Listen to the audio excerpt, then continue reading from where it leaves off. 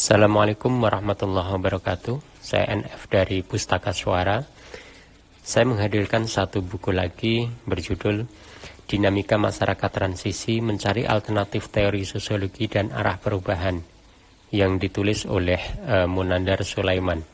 Buku yang cukup menarik ini memang lebih banyak berbincang tentang sisi-sisi teori maupun filosofi sebuah teori. Namun saya coba untuk menghadirkan dengan kerangka berpikir yang sederhana.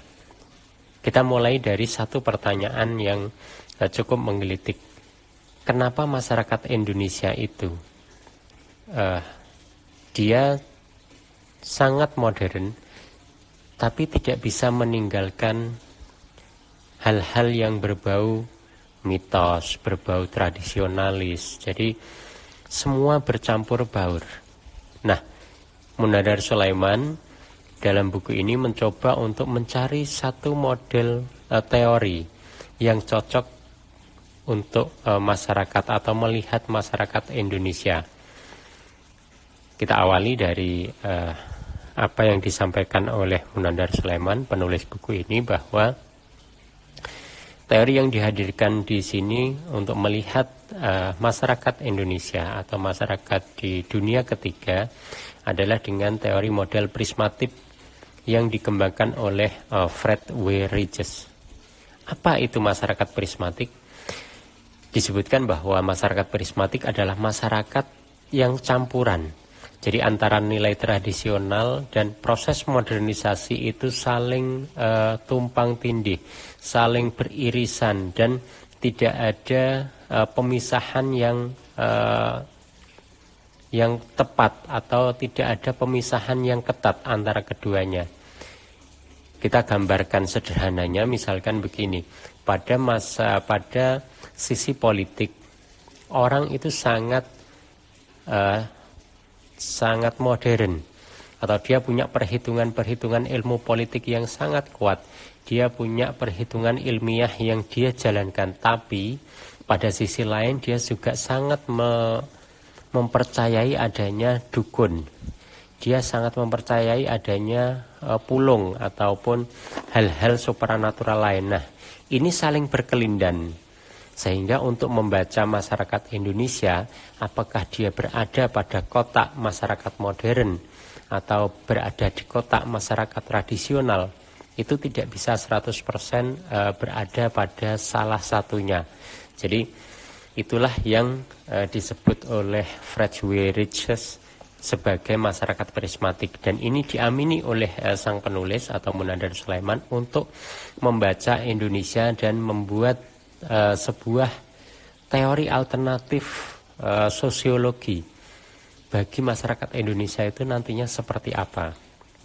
Jadi disebutkan bahwa landasan filosofi masyarakat model prismatik ini sebenarnya diilhami oleh teori optik tentang pembelokan cahaya. Jadi ketika ada cahaya yang menimpa kaca model prisma, dia tidak akan bisa lurus.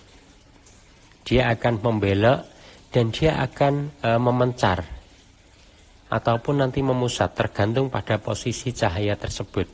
Sehingga apa yang hadir dari luar itu tidak akan bisa sesuai dengan apa yang akan dituju oleh cahaya masuk itu. Dia bisa berbelok dan berubah arah sesuai dengan tangkapan dari masyarakat prismatik itu. Jadi itulah landasan dari masyarakat model prismatik yang dihadirkan dalam bentuk buku ini. Lalu dari konsep teori optik itu juga muncul istilah cahaya memusat dan cahaya memencar. Maknanya adalah kalau cahaya memusat itu diidentikan dengan masyarakat tradisional, yang identik dengan irasional, dia supranatural, dia komunal. Lalu cahaya memencar itu identik dengan masyarakat modern yang mengagungkan nilai-nilai ilmiah, mengagungkan cara pikir yang logik dan lain sebagainya. Nah, masyarakat model prismatik itu tidak berada pada salah satu sisinya akan tetapi dia berada pada persinggungan semuanya. Jadi masyarakat prismatik itu berada pada titik transisi. Pandangan ilmiah dengan pandangan tak ilmiah itu sering saling beradu. Kalau saya kadang berseloroh, mungkin inilah model masyarakat di Indonesia yang kalau kita melihat misalkan di grup WA, di Facebook atau di hampir semua platform media sosial, perdebatan atau obrolan itu kadang dia akan campur baur. Yang satu serius akan mengandalkan logika dan sebagainya, yang satu menganalisisnya lewat ini supranatural, ini karena keberuntungan atau dan lain-lain sebagainya. Jadi antara ilmiah dan non ilmiah, antara rasional dan irasional itu saling bertabrakan di masyarakat Indonesia. Ini sebenarnya langkah awal dari Munandar Sulaiman dalam buku ini untuk bagaimana menentukan teori sosiologi yang pas bagi masyarakat Indonesia itu apa. Ketika landasan pikirnya bahwa masyarakat Indonesia itu adalah model prismatik, tentu teori sosiologinya itu berarti harus menyesuaikan dengan fakta masyarakat yang ada di Indonesia ini.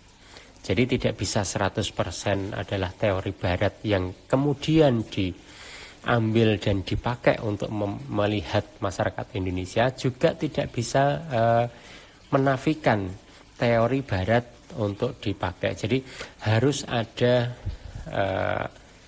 teori yang masuk ke Indonesia itu harus ada penyesuaian pada sisi-sisi tertentu, sehingga teori sosiologi yang dipakai atau yang bisa pas untuk Indonesia adalah teori sosiologi yang memang punya nilai-nilai kesejarahan dan kelokalan Indonesia. Ini yang coba diskusi inilah yang coba dihadirkan oleh Pak Munandar Sulaiman di buku ini.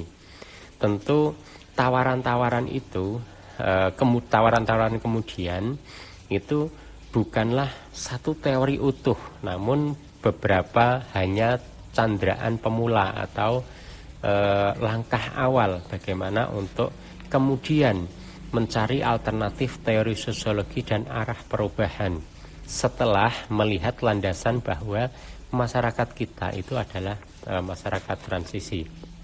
Kembali ke awal, bahwa buku ini diterbitkan oleh Pustaka Pelajar tahun 1996, dan kalau melihat saya hadirkan di sini juga tentang daftar isinya, ada 9 bab. Jadi buku ini memang buku yang cukup sangat serius dan mungkin sangat menyita waktu untuk membuat sebuah buku yang kaya akan perspektif dan teori. Bab 1 itu ngomong tentang manusia transisi dalam perspektif. Lalu konsep bab 2 adalah konsep paradigma sosiologi dalam masyarakat model prismatik. Jadi bab 2 ini lebih bagaimana menekankan atau menjelaskan tentang paradigma ilmu pengetahuan. Jadi di bab 2 ini diungkapkan tentang skema perkembangan ilmu atau paradigma ilmu menurut Thomas Kuhn. Jadi paradigma pertama itu nanti ada normal science atau ilmu biasa, lalu ada anomali, ada krisis, lalu ada revolusi, dan ada paradigma 2. Itu paradigma sosiologi menurut Thomas Kuhn. Nah, di bab 3 itu sebenarnya yang menjadi, kalau menurut saya ini adalah inti atau puncak dari Munandar Sulaiman menjelaskan tentang masyarakat transisi. Judulnya adalah Teori Sosiologi Masyarakat Model Prismatik, suatu usaha penyusunan paradigma sosiologi. Itu di bab 3, lalu bab 4 itu semuanya tentang bagaimana masyarakat transisi di berbagai masyarakat prismatik, di berbagai bidang hingga sampai pada sisi teknologi pedesaan, teknologi pertanian, dan arah perubahan itu nanti seperti apa. tentu menggunakan landasannya adalah tetap masyarakat prismatik. Jadi ini kalau menurut saya pada masa sekarang ini menjadi sangat penting ketika masyarakat Indonesia itu hampir semuanya melek teknologi, artinya semuanya menggunakan ponsel. Jadi cuman apakah mereka juga akan menggunakan ponsel itu secara logika? Apakah mereka akan bermedia sosial itu dengan cara-cara menggunakan logika?